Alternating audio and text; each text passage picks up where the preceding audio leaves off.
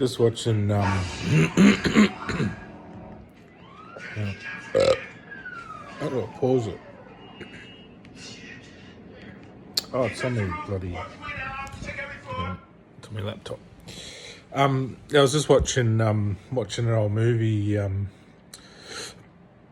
I've got on my computer. It's just an old file I've had forever, and you know, the real law behind all this piracy, copying movies, all the shit with Napster, all the shit with Kazaa and LimeWire and all these torrents, and they've basically ruined our fun downloading all these movies and things, because once you pay for a movie, that's it. Say for example, I go to the cinema and I see, Blade Runner, right? Now I've paid for that movie. I've seen it.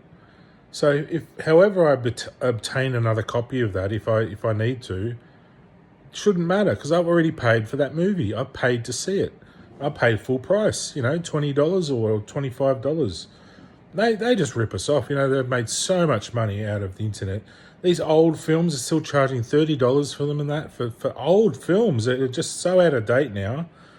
And we've seen them all. We've paid for them all with advertising, with renting them at the cinema, at the video shop, and the cinema, and downloads. And we paid our dues. I paid probably $1 million over the years of all the films and things I've bought and everything else. And so it shouldn't matter how we obtain a copy to see it again. So, if we download it or we get off a friend or whatever, we paid for that film. So that's how the law should operate, because these people make so much money. It's actually criminal, because they get these powers that they can go and just do all this stuff and beyond the law themselves, and they're out there doing all these things they shouldn't be doing just because they have all this wealth. And really, it's stealing. Really, we're not the pirates; they are. They're stealing our rights to enjoy these films. And I thought it was really fun being able to download a copy on the internet for nothing and just keeping it. And we pay for them all, throughout our life, and all the things we buy and everything. And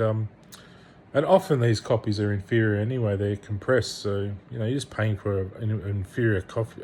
You're just getting a inferior copy anyway of a film you already paid for. And a lot of these films are just ones we've probably written in the past anyway. I think I've just about written all these movies I've seen as Hemingway or Shakespeare, or all the music I've done as Amadeus, and all the other people have been. I've basically written all these songs and movies and art anyway myself. So there's Da Vinci and all the other people who have been. So I think it's a bit